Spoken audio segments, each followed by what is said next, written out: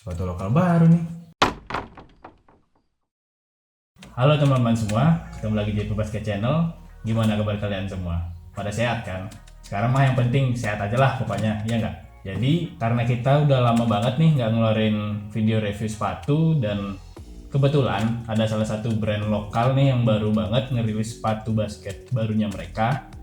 Jadi kita mikirnya ayo deh kita nyempetin buat bikin video review sepatu lagi.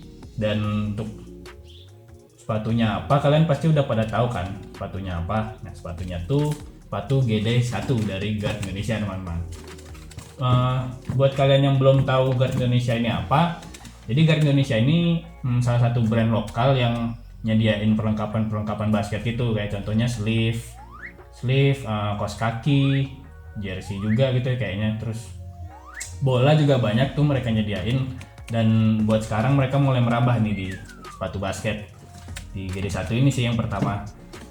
Nah, kalau kita lihat sebenarnya packaging dari sepatu GD1 ini sebenarnya standar banget ya teman-teman, nggak terlalu aneh-aneh. Jadi bahkan kita berani bilang ini mirip banget sih kayak sepatunya brand sebelah tuh. Jadi emang box warna hitam ini, terus ada logo guardnya di atasnya ini, itu aja, tidak ada yang lain. Untuk dalamnya itu sepatunya diplastikin gitu. Nah, terus nih sepatunya tuh di dalamnya ada suicidalnya kayak gini nih, mirip kan kayak brand sebelah. Itu aja sih, paling ada tulisan ini nih, kayak ada kartunya gitu, tulisannya thank you for support local brand bla bla bla gitu. Jangan lupa tag kita pas unboxing. Jangan lupa nih buat kalian yang baru beli sepatunya, jangan lupa di tag nih untuk unboxing. Itu aja deh kayaknya, gak ada yang lain.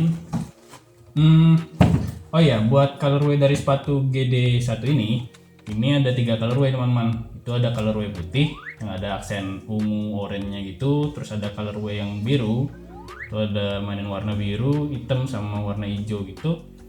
Terus yang terakhir sih yang colorway merah ini. Nah, sebenarnya karena kita tahu colorway yang putih itu pasti banyak di antara kalian yang udah punya, jadi kita sengaja ini buat nge-review colorway yang warna merah ini aja deh gitu. Jadi ya paling nggak bisa ngebantu ngasih kalian gambaran colorway yang warna merah ini kira-kira gimana sih kelihatannya, kayak gitu kan. Untuk harga sepatu GD1 ini waktu launching tuh harganya 379.000 rupiah teman-teman. Untuk harga segitu kira-kira kita dapetin material dan teknologi yang kayak apa, itu bakal kita bahas lebih lanjut. Tapi sebelumnya seperti biasa, buat kalian yang belum subscribe, boleh dong buat klik tombol subscribe di bagian kanan bawah, jadi kita nambah semangat bikin video review sepatu-sepatu kayak gini.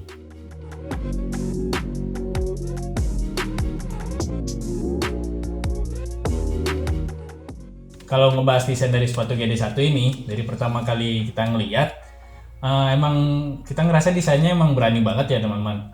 Karena agak jarang nih kita ngeliat sepatu basket lokal yang modelannya tuh agak ramping terus panjang kayak gini nih. Biasanya kan sepatu lokal tuh cenderungnya ke arah bulky yang agak besar-besar gitu kan, tebel gitu kan. Apalagi kalau ngelihatnya dari permainan warnanya nih, yang menurut kita sih ini emang didesainnya ngebikin sepatu ini tuh bakal kelihatan yang paling mencolok di tengah lapangan gitulah. Ya ini di luar sepatu ini desainnya mirip kayak sepatu apa gitulah, kalian juga pasti udah tahu lah ya sepatu ini mirip sepatu apa. Tapi untuk sepatu pertamanya menurut kita masih oke lah. Ya paling enggak kedepannya pasti bakal ada improvement lagi kan, nggak mungkin yang sama plek kayak gini kan. Oke. Untuk selanjutnya ada baiknya kita mulai bahas sepatu ini dari bagian bawah dulu ya, baru nanti ke atas. Pertama kita mulai bahas dari segi outsole ya teman-teman. Untuk outsole-nya, sepatu ini tuh outsole-nya kayak gini nih, jadi solid rubber. Terus di bagian depan dan belakang ini ada kayak lingkaran gitu. Yang lingkaran ini tuh pakai gumsole gitu teman-teman. Untuk polanya itu variatif ya, jadi ada beberapa pola. Tapi menurut kita ini cenderungnya ke arah garis-garis gitu kan arahnya kayak ke atas gitu, ke kanan samping gitu kan. Nah, kalau diperhatiin di bagian yang gamsol ini tuh rubbernya cenderung lebih tebal nih dibandingkan yang bagian yang warna merah ini, teman-teman. Kalau yang warna merah ini tuh cenderung lebih flat dan lebih tipis gitu, teman-teman. Terus kalau dicoba pencet kayak gini juga yang gamsol ini lebih keras gitu ya, dibandingkan yang merah ini. Yang merah ini bahkan lebih empuk sih. Kayaknya sih emang yang merah ini masih satu kesatuan gitu sama foam dari midsole ini, jadi emang lebih empuk. Kemungkinan ini bakal lebih cepat kekikis sih yang bagian yang warna merah ini dibandingkan yang bagian gamsol ini. Terus sama kayak sepatu basket lokal lain, sepatu ini tuh masih belum ada seng plate-nya gitu, teman-teman. Jadi masih gampang nih kalau ditwist kayak gini. Tapi dibanding yang lain, menurut kita ini yang paling mending lah, jadi masih agak kuat gitu sih. Terus untuk di outsole-nya juga ini bagian depan, belakang, samping, kanan, kirinya ini udah ngelengkung gitu, jadi nggak yang flat gitu. Kemungkinan ini oke lah buat kalian yang mainnya gaya main lincah gitu sih. Kayaknya gitu aja ya kalau bahas outsole. Kita lanjut bahas midsole. Kalau di midsole-nya menurut kita ini pakai EVA foam ya, jadi kalau dipencet-pencet gini ini cukup empuk. Terus untuk di bagian insole-nya ini insole tuh kayak gini nih, teman-teman. Jadi tipe insole yang di bagian belakangnya agak tebal, terus makin ke depan itu makin tipis gitu. Dan insole-nya ini tuh ada lubang-lubangnya kayak gini nih. Ini kemungkinan supaya nggak gampang bau nih insole-nya. Nah, untuk di bagian midsole juga, ini bagian midsole yang di bagian samping luar ini kan agak naik ini. Nah, ini kemungkinan buat ngasih support tambahan nih untuk gerakan lateral gitu. Jadi biar ada yang menjaga tuh di bagian kanan sini, bagian luar sini. Apalagi ya, untuk di midsole-nya ini yang uniknya bagian midsole ini tuh ada kayak bercak-bercak warna merah gini, teman-teman. Nah, ini nih nambah sepatu ini tuh jadi makin rame gitu sih, jadi nggak yang polosan gitu. Suka sih kita main ini. Terus di agak belakang ini ada kayak lambang logo petirnya gitu. Ini kita juga kurang paham ya ini maksudnya apa. Apa mungkin diharapinnya yang pakai sepatu ini tuh bakal mainnya kayak lincah, cepat gitu kayak petir gitu atau gimana? Mungkin cuman Guard Indonesia yang tahu ya. Itu aja kayaknya kalau bahas midsole. Kita lanjut bahas paling atas ya, bahas material.